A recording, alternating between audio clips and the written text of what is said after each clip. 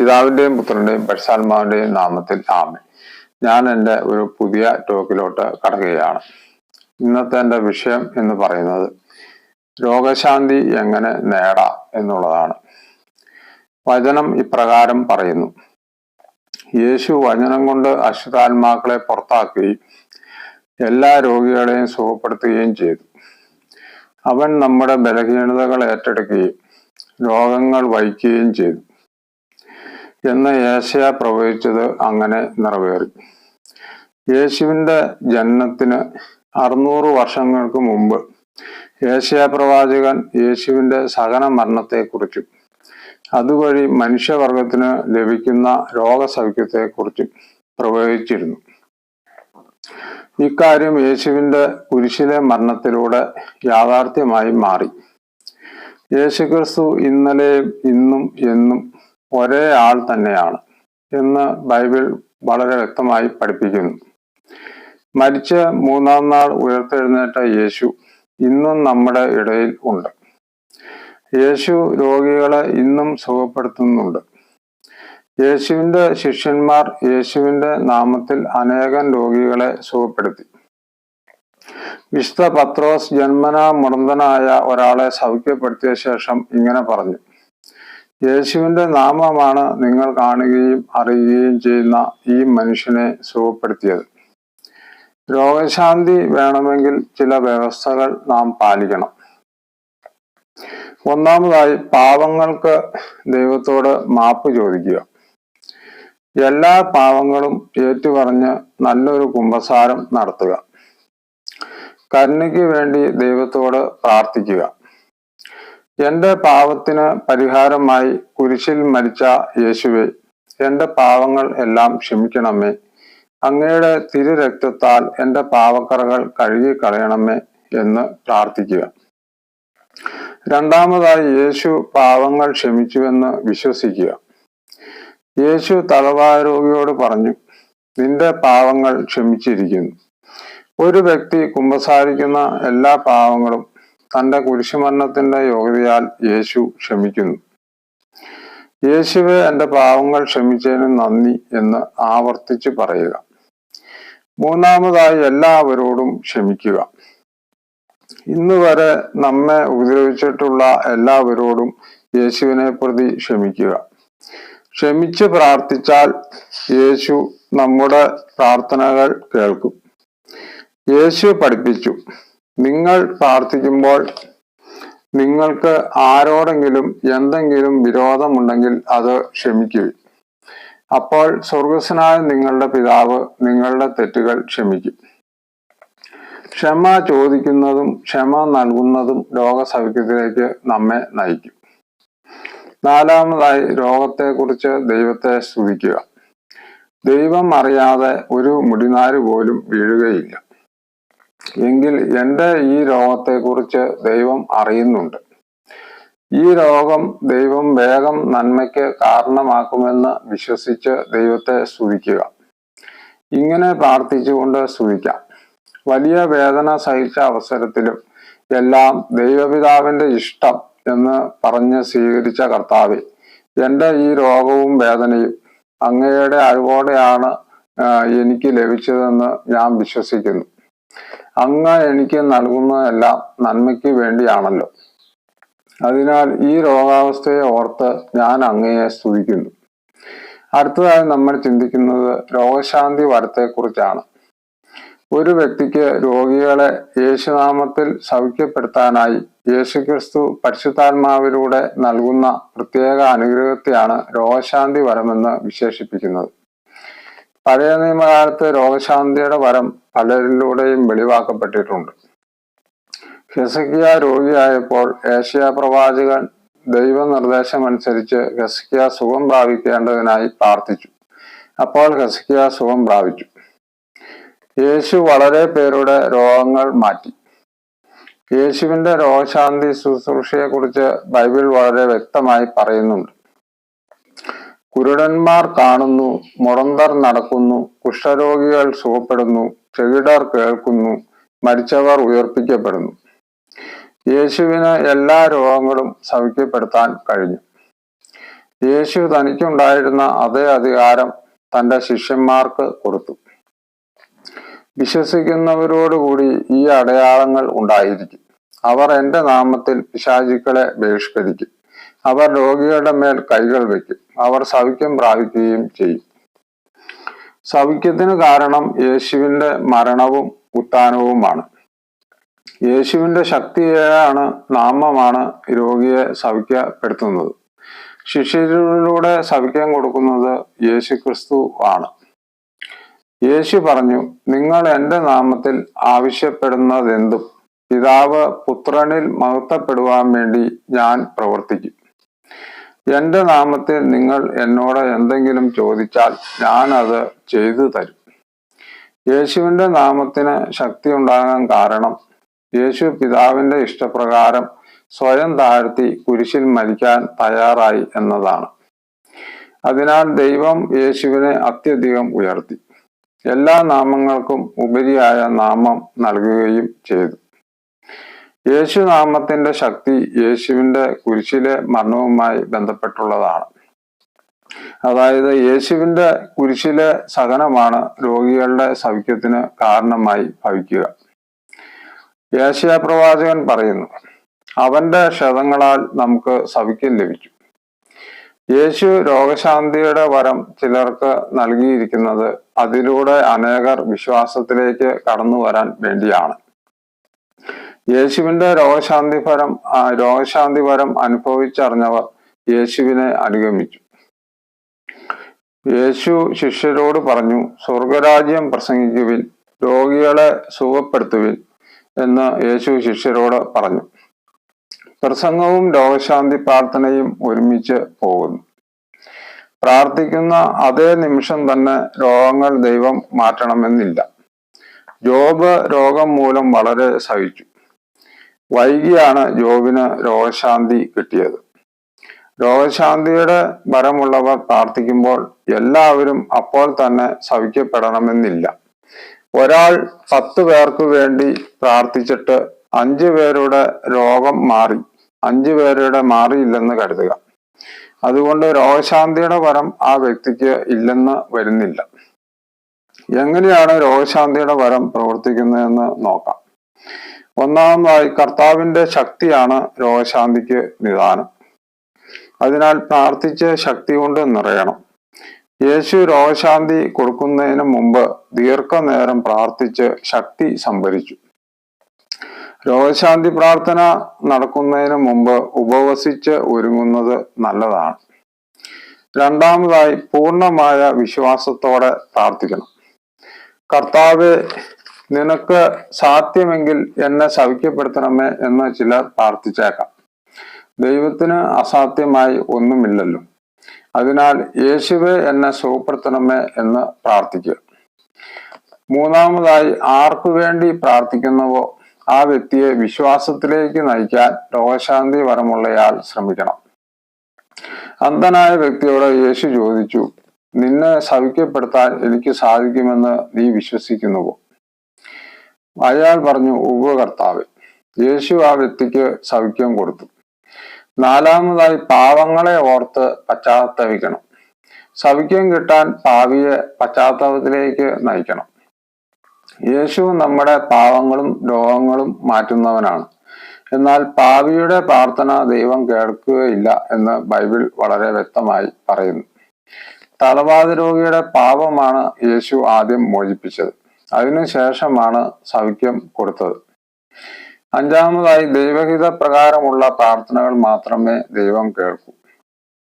നമുക്ക് തിന്മയായിട്ടുള്ളവ ദൈവം അനുവദിക്കുകയില്ല. ആരോഗ്യം നൽകുന്നത് വീണ്ടും പാപത്തിൽ മുഴുകാനല്ല. പല രീതിയിൽ രോഗശാന്തി കൊടുക്കാവുന്നതാണ്. രോഗി യേശുവിനെ തൊട്ടു സുഖപ്പെട്ടു. യേശു രോഗിയെ തൊട്ടു സുഖപ്പെട്ടു. വചനം കൊണ്ട് യേശു സൗഖ്യം നൽകി. വിശുദ്ധ പത്രോസിന്റെ നിഴൽ വീണപ്പോൾ രോഗികൾക്ക് സൗഖ്യം ഉണ്ടായി. വിശുദ്ധ പൗലോസിന്റെ ശരീരത്തിൽ തൊട്ട തൂവാലകൾ രോഗികൾക്ക് സൗഖ്യത്തിന് കാരണമായി. ശിമിയോന്റെ അമ്മായിയമ്മയുടെ പനി യേശു ശാസിച്ചാണ് മാറ്റിയത്. സ്നേഹത്തിലൂടെയാണ് രോഗശാന്തിയുടെ വരം പ്രവർത്തിക്കുന്നത്. യേശു രോഗികളെ കാണുമ്പോൾ അനുകമ്പയാൽ നിറയുമായിരുന്നു. രോഗശാന്തിപരമുള്ള വ്യക്തികൾക്ക് രോഗികളോടും വേദന അനുഭവിക്കുന്നവരോടും പ്രത്യേകമായ അനുകമ്പ തോന്നുക സാധാരണമാണ്. രോഗത്തിന് 3 കാരണങ്ങളാണ് ഉള്ളത്. ഒന്നാമത് പാപം, രണ്ടാമത് രോഗാണുക്കൾ, മൂന്നാമത് പിശാച്. പാപം മൂലം രോഗമുണ്ടാകാമെന്ന് ബൈബിൾ പറയുന്നുണ്ട്. അതുപോലെ തന്നെ രോഗാണുക്കൾ രോഗങ്ങൾ ഉണ്ടാക്കുമെന്ന് നമുക്ക് അറിയാമല്ലോ. പിശാചും രോഗത്തിന് കാരണമാകാം. 11 വർഷമായി കൂനി നടന്നിരുന്ന സ്ത്രീയിൽ നിന്ന് യേശു പിശാചിനെ ബഹിഷ്കരിച്ചു. അപ്പോൾ അവളുടെ രോഗം മാറി. പിശാചിനെ ബഹിഷ്കരിച്ചപ്പോൾ ഊമൻ സംസാരിച്ച സംഭവം ബൈബിളിൽ ഉണ്ട്. സൗഖ്യം പ്രാപിക്കാനുള്ള ഒരു പ്രാർത്ഥനാ രീതിയാണ് വചനം ഏറ്റുപറഞ്ഞ് ഈ വചനപ്രകാരം എനിക്ക് സൗഖ്യമുണ്ടാകട്ടെ എന്ന് പ്രാർത്ഥിക്കുക. ഉദാഹരണം പറഞ്ഞു കഴിഞ്ഞാൽ, കർത്താവെ, മരുന്നോ ലേപനൌഷധമോ അല്ല, എല്ലാവരെയും സുഖപ്പെടുത്തുന്ന അങ്ങയുടെ വചനമാണ് അവരെ സുഖപ്പെടുത്തിയത്. ഞാൻ നിന്നെ സുഖപ്പെടുത്തുന്ന കർത്താവാണ്. ഇങ്ങനെയുള്ള വചനങ്ങൾ ഏറ്റുപറഞ്ഞിട്ട് ഈ വചനപ്രകാരം എനിക്ക് സൗഖ്യമുണ്ടാകട്ടെ എന്ന് പ്രാർത്ഥിക്കുക. രോഗം വന്നാൽ ഡോക്ടറിന്റെ അടുത്ത് പോകണോ എന്നാണ് നമ്മൾ അടുത്തതായി ചിന്തിക്കുന്നത്. ബൈബിൾ വളരെ വ്യക്തമായി പറയുന്നു, വൈദ്യന് അർഹമായ സ്ഥാനം നൽകുക. കർത്താവാണ് അവനെ നിയോഗിച്ചത്. അവനെ ഉപേക്ഷിക്കരുത്. അവനെ കൊണ്ട് നിനക്ക് ആവശ്യമുണ്ട്. വിജയം വൈദ്യന്റെ കൈകളിൽ സ്ഥിതി ചെയ്യുന്ന അവസരമുണ്ട്. രോഗം നിർണയിച്ച് സുഖപ്പെടുത്തി ജീവൻ രക്ഷിക്കാൻ അവിടുത്തെ അനുഗ്രഹത്തിനു വേണ്ടി അവനും കർത്താവിനോട് പ്രാർത്ഥിച്ചിട്ടുണ്ട്. അതുകൊണ്ട് രോഗം വന്നാൽ ഡോക്ടറിന്റെ അടുത്ത് പോകുന്നതിന് ബൈബിൾ എതിരല്ല. രോഗസൗഖ്യം നേടാൻ നമ്മൾ അറിഞ്ഞിരിക്കേണ്ട 1-2 കാര്യങ്ങൾ ഞാൻ പറയാം. ഒന്നാമതായി, രോഗസൗഖ്യം നേടുക എന്നത് ദൈവ തിരുമനസ്സാണ് എന്ന് ഉറപ്പായും വിശ്വസിക്കുക. രോഗശാന്തിക്ക് വേണ്ടി പ്രാർത്ഥിക്കുമ്പോൾ അനേകർക്ക് സുഖപ്രദമായി തോന്നുന്നത്, ദൈവമേ, അങ്ങയുടെ തിരുമനസ്സാണെങ്കിൽ എന്നെ സുഖപ്പെടുത്തണമേ എന്ന് പ്രാർത്ഥിക്കാനാണ്. ഇതിന് കാരണം മനുഷ്യന്റെ ആരോഗ്യത്തെ പറ്റിയുള്ള ദൈവിക പദ്ധതിയെക്കുറിച്ചുള്ള അജ്ഞതയാണ്.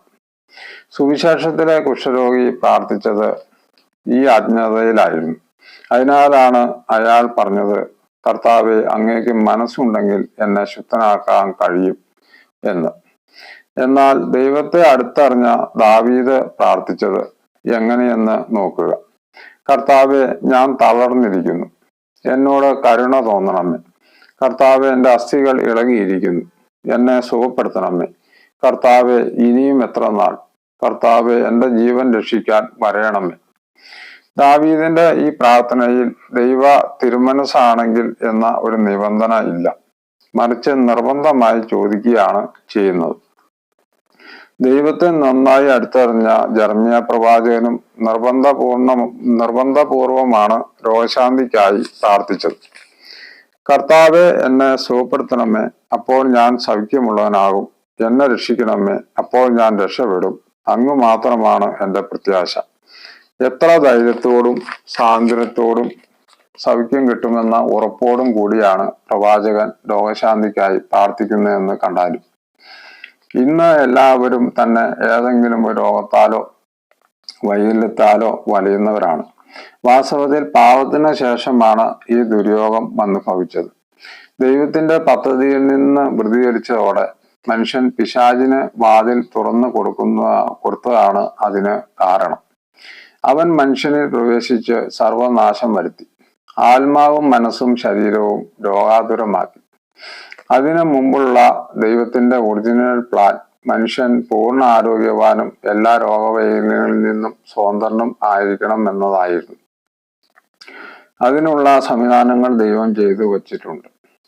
വചനം ഇപ്രകാരം പറയുന്നു, സാത്താന്റെ പ്രവൃത്തികളെ നശിപ്പിക്കുന്നതിന് വേണ്ടിയാണ് ദൈവപുത്രൻ പ്രത്യക്ഷനായത്. അതിനാൽ ഇന്നുള്ള സർവ്വരോഗങ്ങളും നീക്കം ചെയ്ത് പൂർണ്ണ രോഗശാന്തിയിലേക്ക് എല്ലാവരെയും തിരികെ കൊണ്ടുവരിക എന്നത് ദൈവം വളരെയേറെ ആഗ്രഹിക്കുന്ന കാര്യമാണ്. ഞാൻ നിനക്ക് വീണ്ടും ആരോഗ്യം നൽകും, നിന്റെ മുറിവുകൾ സുഖപ്പെടുത്തും, കർത്താവ് അരുൾ ചെയ്യുന്നു. ചുരുക്കത്തിൽ നമ്മുടെ എല്ലാ രോഗങ്ങളും സുഖപ്പെടുത്തുക എന്നത് ദൈവ തിരുമനസ്സാണ്. നാം രോഗികളായി തുടരുന്നത് ദൈവം ആഗ്രഹിക്കുന്നില്ല. അതിനാൽ രോഗസൗഖ്യത്തിനായി പ്രാർത്ഥിക്കുക എന്നത് ദൈവം ഇഷ്ടപ്പെടുന്ന കാര്യമാണ്. വചനം ഇപ്രകാരം പറയുന്നു: അവന്റെ ഇഷ്ടത്തിനനുസൃതമായി എന്തെങ്കിലും നാം ചോദിച്ചാൽ അവിടുന്ന് കേൾക്കുമെന്നാണ് നമുക്ക് അവനിലുള്ള ഉറപ്പ്. എന്ന തിരുവചനത്തിന്റെ വെളിച്ചത്തിൽ രോഗശാന്തിക്ക് വേണ്ടിയുള്ള എല്ലാ പ്രാർത്ഥനകൾക്കും ഉത്തരം ലഭിക്കുക തന്നെ ചെയ്യും എന്ന് നമുക്ക് ഉറപ്പാക്കാം. എന്നാൽ യേശുവിന്റെ രക്ഷാകര സഹനത്തിൽ പങ്കാളികളാകാൻ ചില അപൂർവം രോഗികളെ കർത്താവ് തെരഞ്ഞെടുത്തു എന്ന് വരാം. അവിടുത്തെ പീഡകളുടെ കുറവ് സ്വശരീരത്തിൽ പേറുന്നവരാണ് അവർ. രോഗശാന്തി പ്രാർത്ഥന അവർക്ക് വേണ്ടിയും അർപ്പിക്കാം. അവരുടെ രോഗത്തിന്റെ ക്ലേശം മധുരമായി സഹിക്കാനുള്ള കൃപയായിരിക്കും പ്രാർത്ഥന വഴി അവർക്ക് ലഭിക്കുക. രണ്ടാമതായി, എല്ലാ രോഗികളെയും സുഖപ്പെടുത്തുന്നവനാണ് യേശു എന്ന് വിശ്വസിക്കുക. വചനം ഇപ്രകാരം പറയുന്നു: അവന്റെ കീർത്തി സിറിയായിലെങ്ങും വ്യാപിച്ചു.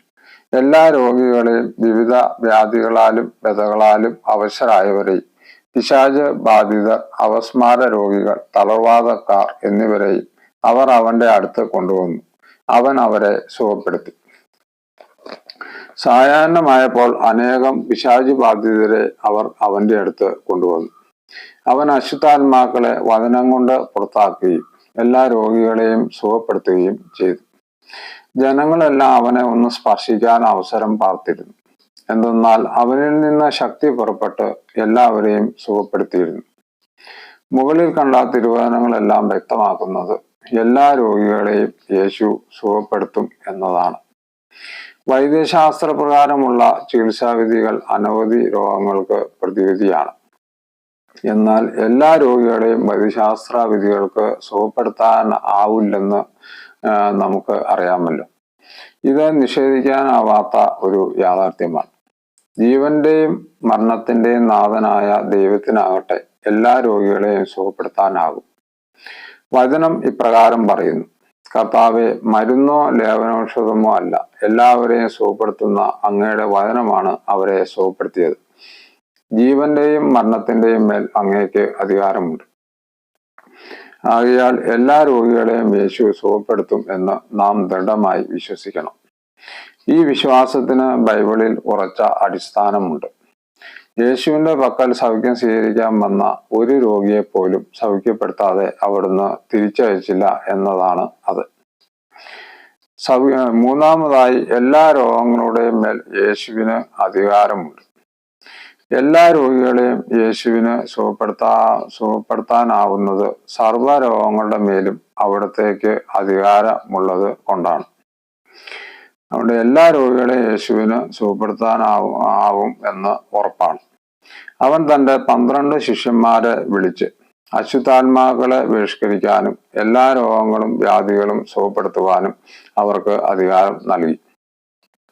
എല്ലാ രോഗങ്ങളുടെ മേലും യേശുവിന് അധികാരമുള്ളതിനാലാണ് തന്റെ ശിഷ്യന്മാർക്ക് അധികാരം കൊടുക്കാൻ യേശുവിന് കഴിഞ്ഞത്. എല്ലാ രോഗങ്ങളുടെ മേലും യേശുവിന് അധികാരമുണ്ട് എന്നതിന് യേശു രോഗികളെ സുഖപ്പെടുത്തിയ രീതി തന്നെ സാക്ഷ്യം വഹിക്കുന്നു. ഒരു രോഗിയെ സുഖപ്പെടുത്താൻ പോലും യേശു സ്വർഗീയ പിതാവിനോട് പ്രാർത്ഥിക്കുന്നില്ല. പകരം തന്റെ സ്വന്തം അധികാരം ഉപയോഗിച്ച് രോഗികളെ നേരിട്ട് സുഖപ്പെടുത്തുകയാണ് ചെയ്തത്. വീണ്ടും രോഗത്തിന്റെ മേൽ തനിക്ക് അധികാരമുണ്ടെന്ന് ചില പ്രത്യേക നടപടിക്രമങ്ങളിലൂടെ യേശു വ്യക്തമാക്കിയിരിക്കുന്നു. ഉദാഹരണമായി, തളർവാദ രോഗിയെ യേശു സുഖപ്പെടുത്തിയ സംഭവം പരിശോധിക്കാം. യേശു അവരോട് വചനം പ്രസംഗിച്ചു കൊണ്ടിരുന്നു. അപ്പോൾ 4 പേർ ഒരു തളർവാദ രോഗിയെ എടുത്ത് അവന്റെ പക്കലേക്ക് കൊണ്ടുവന്നു. ജനക്കൂട്ടം നിമിത്തം അവന്റെ അടുത്തെത്താൻ കഴിയാതെ അവൻ ഇരുന്ന സ്ഥലത്തിന്റെ മേൽക്കൂര പൊളിച്ച് തളർവാദ രോഗിയെ കിടക്കയോടെ താഴോട്ടിറക്കി. അവൻ തളർവാദ രോഗിയോട് പറഞ്ഞു: ഞാൻ നിന്നോട് പറയുന്നു, എഴുന്നേൽക്കുക, നിന്റെ കിടക്കയും എടുത്ത് വീട്ടിലേക്ക് പോവുക. അവൻ എഴുന്നേറ്റ് ഉടനെ കിടക്കയും എടുത്ത് എല്ലാവരും കാണുകെ പുറത്തേക്ക് പോയി. അധികാരി കൽപ്പിക്കുമ്പോൾ അധീനർക്ക് അനുസരിക്കാനേ നിർവാഹമുള്ളൂ. എല്ലാ രോഗങ്ങളുടെ മേലും യേശുവിന് സമ്പൂർണ്ണ അധികാരമുള്ളതിനാലാണ് വിട്ടുപോകാൻ അവിടുന്ന് രോഗങ്ങളോട് കൽപ്പിച്ചത്. നാലാമതായി, യേശു നമ്മുടെ രോഗങ്ങൾ വഹിച്ചു. എല്ലാ രോഗത്തിന്റെയും മേൽ യേശുവിന് ആധിപത്യം ഉണ്ടാകാൻ കാരണം തൻ്റെ മനുഷ്യാവതാരവും മരണത്താലും എല്ലാവരുടെയും രോഗങ്ങളും അവിടുന്ന് ഏറ്റെടുത്തു എന്നതാണ്. യേശു കുരിശുമരണം സ്വീകരിച്ചത് പാപം നീക്കാനാണ്. അതോടൊപ്പം പാപം വരുത്തിവെച്ച ദുരന്ത ഫലങ്ങൾ പരിഹരിക്കാൻ വേണ്ടി കൂടിയാണ്. അവിടുത്തെ സഹനവും മരണവും രോഗവും ദുഃഖവും ആദ്യഭാവത്തിന്റെ ഫലങ്ങളാണെന്ന് ബൈബിൾ വളരെ വ്യക്തമാക്കുന്നുണ്ട്. യേശുവിന്റെ മരണത്തിന്റെ യോഗ്യതയാൽ ശാരീരിക രോഗസൗഖ്യവും നമ്മുടെ അവകാശമാണ്. വചനം ഇപ്രകാരം പറയുന്നു: അവന്റെ മുറിവിനാൽ നിങ്ങൾ സൗഖ്യമാക്കപ്പെട്ടിരിക്കുന്നു. യേശയ്യാപ്രവാചകൻ വ്യക്തമായി ഈ സത്യം അവതരിപ്പിക്കുന്നുണ്ട്. നമ്മുടെ വേദനകളാണ് യഥാർത്ഥത്തിൽ അവൻ വഹിച്ചത്, നമ്മുടെ ദുഃഖങ്ങളാണ് അവൻ ചുമന്നത്. എന്നാൽ ദൈവം അവനെ പ്രഹരിക്കുകയും ശിക്ഷിക്കുകയും ദണ്ഡിപ്പിക്കുകയും ചെയ്തെന്ന് നാം കരുതി. നമ്മുടെ അതിക്രമങ്ങൾക്ക് വേണ്ടി അവൻ മുറിവേൽപ്പിക്കപ്പെട്ടു. അവന്റെ മേലുള്ള ശിക്ഷ നമുക്ക് രക്ഷ നൽകി. അവന്റെ ക്ഷതങ്ങളാൽ നാം സൗഖ്യം പ്രാപിച്ചു.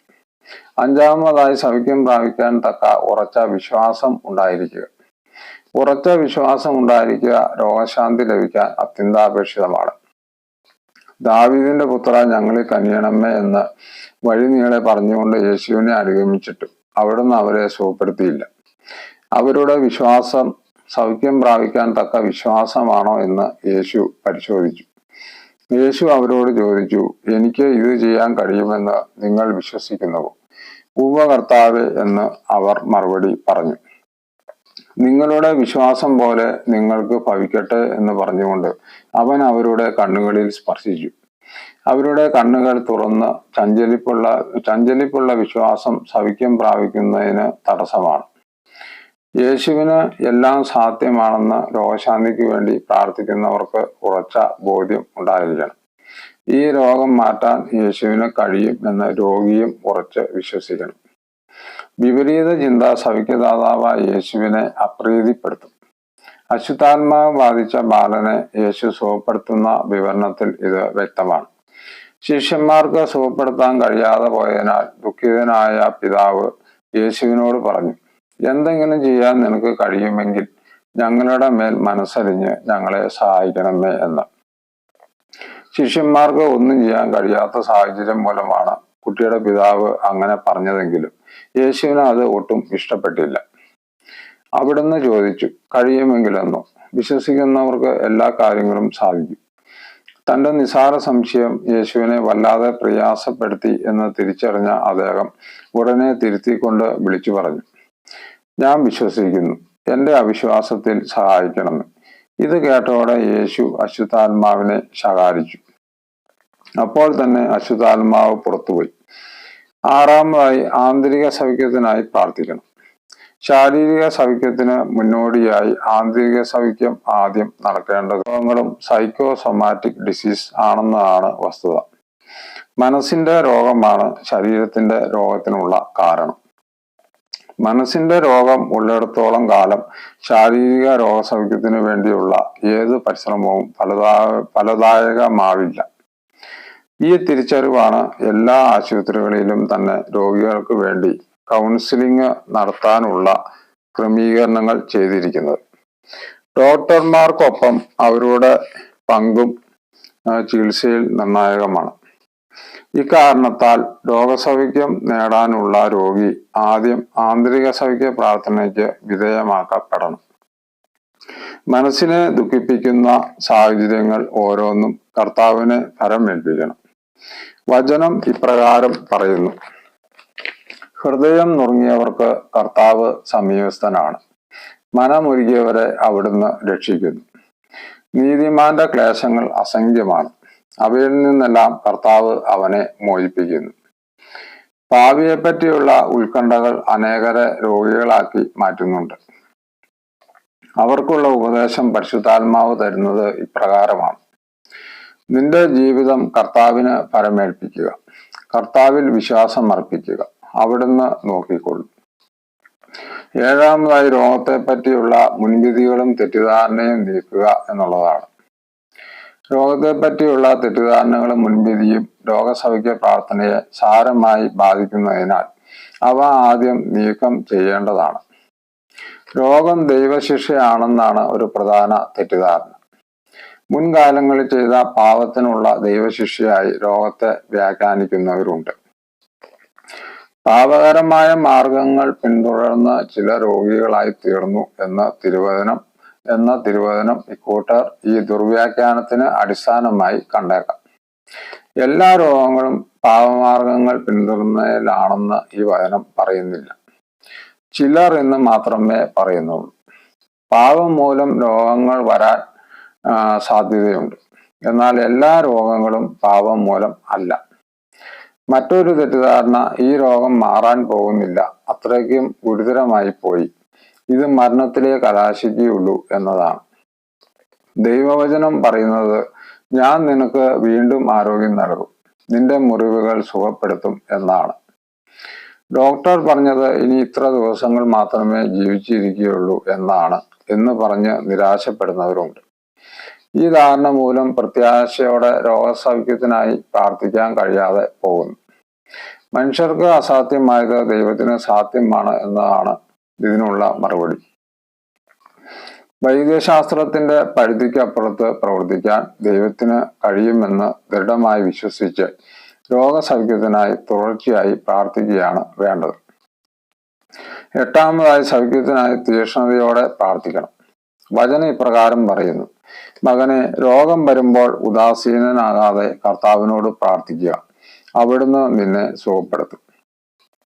രോഗസൗഖ്യത്തിന് വേണ്ടി പ്രാർത്ഥിക്കണം എന്നത് കർത്താവിന്റെ കൽപ്പനയാണെന്നാണ് ഈ തിരുവചനത്തിലൂടെ പരിശുദ്ധാത്മാവ് നമ്മെ പഠിപ്പിക്കുക. രോഗസൗഖ്യത്തിന് വേണ്ടി പ്രാർത്ഥിക്കുന്നത് ദൈവ തിരുമനസ്സാണെന്ന് മാത്രമല്ല, അവിടുത്തെ കൽപ്പന കൂടിയാണ്. സൗഖ്യം ലഭിക്കുന്നത് വരെ സ്ഥിരതയോടെ പ്രാർത്ഥിക്കണം.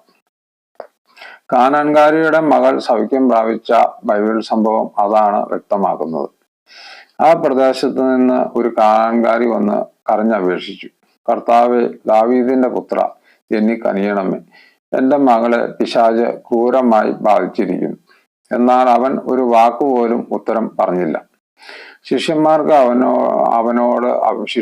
അവനോട് അഭ്യർത്ഥിച്ചു, അവളെ പറഞ്ഞയച്ചാലും, അവൾ നമ്മുടെ പിന്നാലെ വന്ന് നിലവിളിക്കുന്നല്ലോ. അവൻ മറുപടി പറഞ്ഞു: ഇസ്രായേൽ ഭവനത്തിലെ നഷ്ടപ്പെട്ട ആടുകളുടെ അടുത്തേക്ക് മാത്രമാണ് ഞാൻ അയക്കപ്പെട്ടിരിക്കുന്നത്. എന്നാൽ അവൾ അവനെ പ്രണമിച്ച്, കർത്താവെ, എന്നെ സഹായിക്കണമേ എന്ന് അപേക്ഷിച്ചു.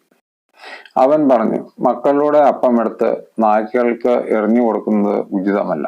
അവൾ പറഞ്ഞു: അതേ കർത്താവെ, നായ്ക്കളും യജമാന്മാരുടെ മേശയിൽ നിന്ന് വീഴുന്ന അപ്പക്കഷ്ണങ്ങൾ തിന്നുന്നുണ്ടല്ലോ. യേശു പറഞ്ഞു: സ്ത്രീയെ, നിന്റെ വിശ്വാസം വലുതാണ്, നീ ആഗ്രഹിച്ച പോലെ നിനക്ക് ഭവിക്കട്ടെ. ആ സമയം മുതൽ അവളുടെ പുത്രി സൗഖ്യമുള്ളവളായി. പരിശുദ്ധ കുർബാന എന്ന ബലിയിൽ രോഗസൗഖ്യത്തിന് വേണ്ടി പ്രത്യേകം പ്രാർത്ഥിക്കണം. രോഗം കൂടുതലാണെങ്കിൽ രോഗീലേപന കുദാശ സ്വീകരിച്ച് രോഗസൗഖ്യത്തിന് വേണ്ടി പ്രാർത്ഥിക്കണം. വചനം ഇപ്രകാരം പറയുന്നു: നിങ്ങളിൽ ആരെങ്കിലും രോഗിയാണെങ്കിൽ അവൻ സഭയിലെ ശ്രേഷ്ഠന്മാരെ വിളിക്കട്ടെ. അവർ കർത്താവിന്റെ നാമത്തിൽ അവനെ തൈലാഭിഷേകം ചെയ്ത് അവനു വേണ്ടി പ്രാർത്ഥിക്കട്ടെ. വിശ്വാസത്തോടെയുള്ള പ്രാർത്ഥന രോഗിയെ സുഖപ്പെടുത്തും. രോഗശാന്തിപരം ഉപയോഗിച്ച് പ്രാർത്ഥിക്കുന്നവരുടെ പ്രാർത്ഥനാ സഹായം തേടുന്നതും നല്ലതാണ്. വചനം ഇപ്രകാരം പറയുന്നു: വിശ്വസിക്കുന്നവരോടുകൂടെ ഈ അടയാളങ്ങൾ ഉണ്ടായിരിക്കും. അവർ എൻ്റെ നാമത്തിൽ പിശാചുക്കളെ ബഹിഷ്കരിക്കും, പുതിയ ഭാഷകൾ സംസാരിക്കും, അവർ സർപ്പങ്ങളെ കയ്യിലെടുക്കും, മാരകമായി എന്ത് കുടിച്ചാലും അത് അവരെ ഉപദ്രവിക്കുകയില്ല. അവർ രോഗികളുടെ മേൽ കൈകൾ വയ്ക്കും, അവർ സുഖം പ്രാപിക്കുകയും ചെയ്യും. പരിശുദ്ധ ദൈവമാതാവിൻ്റെയും വിശുദ്ധരുടെയും നൊവേനകൾ അർപ്പിച്ച് പ്രാർത്ഥിക്കുന്നത് രോഗസൗഖ്യത്തിന് നല്ലതാണ്. കരുണയുടെ ജപമാല ആവർത്തിച്ച് രോഗസൗഖ്യത്തിനായി പ്രാർത്ഥിക്കാവുന്നതാണ്. ജപമാലയും വളരെ ഫലപ്രദമായ രോഗശാന്തി പ്രാർത്ഥനയാണ്. വചനം കേൾക്കുന്നതും വചനം ഏറ്റുപറഞ്ഞ് പ്രാർത്ഥിക്കുന്നതും രോഗസൗഖ്യം തരും.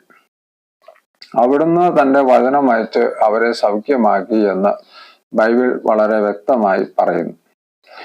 ഒൻപതാമതായി രോഗസൗഖ്യത്തിനായി ചെയ്യേണ്ടത് കർത്താവിനെ ആരാധിച്ച് സ്തുതിക്കണം. വചനം ഇപ്രകാരം പറയുന്നു: നിങ്ങളുടെ ദൈവമായ കർത്താവിനെ നിങ്ങൾ ആരാധിക്കണം. അപ്പോൾ ഞാൻ നിങ്ങളുടെ ഭക്ഷ്യവും പാനീയവും ആശീർവദിക്കും. നിങ്ങളുടെ ഇടയിൽ നിന്ന് രോഗം നിർമ്മാർജ്ജനം ചെയ്യും. അതിനാൽ രോഗസൗഖ്യം പ്രാപിക്കുന്നതിന് രോഗി കർത്താവിനെ ആത്മാർത്ഥമായി ആരാധിച്ച് സ്തുതിക്കണം. രോഗം വരാനുള്ള 1-2 കാരണങ്ങൾ കൂടി ഞാൻ പറയാം. ഒന്നാമതായി പിശാചിന്റെ പരീക്ഷ. പിശാചിന്റെ പരീക്ഷ മൂലം രോഗങ്ങൾ വരാമെന്ന് ബൈബിൾ വളരെ വ്യക്തമായി പറയുന്നുണ്ട്. ജോബിന്റെ ജീവിതം ഇതിനൊരു ഉദാഹരണമാണ്. ജോബിന്റെ രോഗത്തിന്റെ ഏക കാരണം പിശാചിന്റെ പരീക്ഷ മാത്രമായിരുന്നു എന്ന് ബൈബിൾ വളരെ വ്യക്തമായി പറയുന്നു. പിശാചിന് രോഗങ്ങൾ വരുത്താൻ സാധിക്കുമെന്ന് ബൈബിളിൽ നിന്ന് വ്യക്തമാണ്. രണ്ടാമതായി പ്രകൃതി നിയമങ്ങളുടെയും ശാരീരിക നിയമങ്ങളുടെയും ലംഘനം രോഗികളാക്കാം. പലരും രോഗികളാകുന്നത് വ്യായാമക്കുറവ് കൊണ്ടോ പോഷകക്കുറവ് കൊണ്ടോ അമിത ഭക്ഷണം കഴിക്കുന്നത് കൊണ്ടോ ആകാം.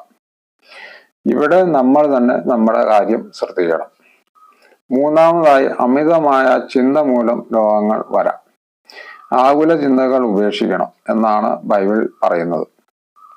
ആകുല ചിന്തകളെ ജയിക്കുവാനുള്ള വഴി എന്ന് പറയുന്നത് കരുതുന്നവനായ ദൈവത്തിൽ ഉറച്ചു വിശ്വസിക്കുക എന്നുള്ളതാണ്. നമ്മുടെ ഭാരങ്ങൾ ദൈവത്തെ ഏൽപ്പിക്കുകയും ചെയ്യുക. നാലാമതായി മറ്റുള്ളവരുടെ തെറ്റുകൾ മൂലം രോഗം വരാം. ഉദാഹരണം പുകവലിയാണ്. പുകവലിക്കുന്ന വ്യക്തിക്ക് അത് ദോഷമായി തീരുന്നത് പോലെ തന്നെ അടുത്തിരിക്കുന്ന വ്യക്തിക്കും അത് ദോഷമായി തീരുന്നു. അഞ്ചാമതായി പ്രതികാര ചിന്ത മൂലം രോഗങ്ങൾ വരാം. പ്രതികാര ചിന്ത നാം വച്ചുകൊണ്ടിരുന്നാൽ ശാരീരിക മാനസിക രോഗങ്ങൾക്ക് അത് കാരണമാവും. ക്ഷമിക്കുക എന്നത് മാത്രമേ അതിന് പരിഹാരമുള്ളൂ. ആറാമതായി ശാപം മൂലം രോഗങ്ങൾ വരാം. മറ്റുള്ളവരെ അകാരണമായി വേദനിപ്പിക്കുന്നതും അംഗവൈകല്യമുള്ളവരെയോ ദരിദ്രരെയോ നിന്ദിക്കുന്നതും ശാപ കാരണങ്ങളാണ്. ലൗകിക പാവങ്ങളും വിഗ്രഹ ആരാധനയും ശാപ കാരണങ്ങളാണ്. നമുക്ക് വേണ്ടി ശാപമായി തീർന്ന യേശുവിൽ നാം ആശ്രയിക്കുമ്പോൾ ഈ ശാപങ്ങൾ മാഞ്ഞു പോകും. നമ്മുടെ ശാപങ്ങൾ എല്ലാം യേശു കുരിശിൽ ഏറ്റെടുത്തതാണ്. ഇന്നത്തെ എൻ്റെ പ്രസംഗത്തിന്റെ രത്ന ചുരുക്കം എന്ന് പറയുന്നത് ഇതാണ്. നമുക്ക് ആർക്കു വേണമെങ്കിലും രോഗങ്ങൾ വരാം. രോഗങ്ങൾ വന്നു കഴിഞ്ഞു കഴിയുമ്പോൾ നമ്മളത് മാറുവാനായിട്ട് ദൈവത്തിന്റെ മുമ്പിൽ പ്രാർത്ഥിക്കണം എന്ന് തന്നെയാണ് ബൈബിൾ വളരെ വ്യക്തമായി പറയുന്നത്. ദൈവത്തിന്റെ മുമ്പിൽ നമ്മൾ ഒരു തവണ പ്രാർത്ഥിച്ചിട്ട് സുഖപ്പെട്ടില്ലെങ്കിൽ നമ്മൾ പലതവണ ദൈവത്തിന്റെ മുമ്പിൽ പ്രാർത്ഥിക്കണം. അതായത് സുഖപ്പെടുന്നത് വരെ നമ്മൾ പ്രാർത്ഥിക്കണം എന്ന് തന്നെ ബൈബിളിൽ നിന്ന് വളരെ വ്യക്തമാണ്. എത്ര പ്രാർത്ഥിച്ചിട്ടും നമ്മുടെ രോഗങ്ങൾ നമുക്ക് സുഖപ്പെടുന്നില്ലെങ്കിൽ അത് ദൈവം അനുവദിച്ച രോഗങ്ങളാണ് എന്ന് മനസ്സിലാക്കുക. അതുകൊണ്ട് പല പ്രാവശ്യം പ്രാർത്ഥിച്ചിട്ടും ആ രോഗസൗഖ്യം കിട്ടുന്നില്ലെങ്കിൽ അത് ദൈവം അനുവദിച്ച രോഗമാണെന്ന് മനസ്സിലാക്കി ദൈവത്തിന്റെ കരങ്ങളിൽ നിന്ന് നന്ദിയോടെ സ്വീകരിക്കുക.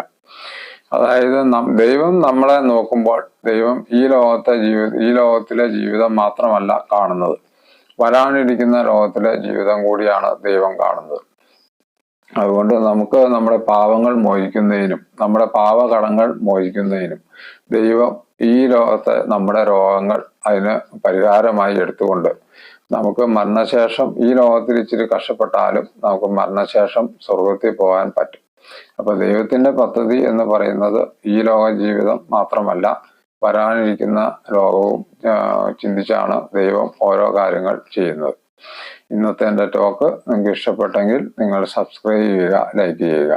കൂടുതൽ കാര്യങ്ങൾ ഞാൻ എൻ്റെ അടുത്ത ടോക്കിൽ പറഞ്ഞുകൊള്ളാം. നിങ്ങൾക്ക് ഏവർക്കും എൻ്റെ ഹൃദയം നിറഞ്ഞ നന്ദി. നമസ്കാരം.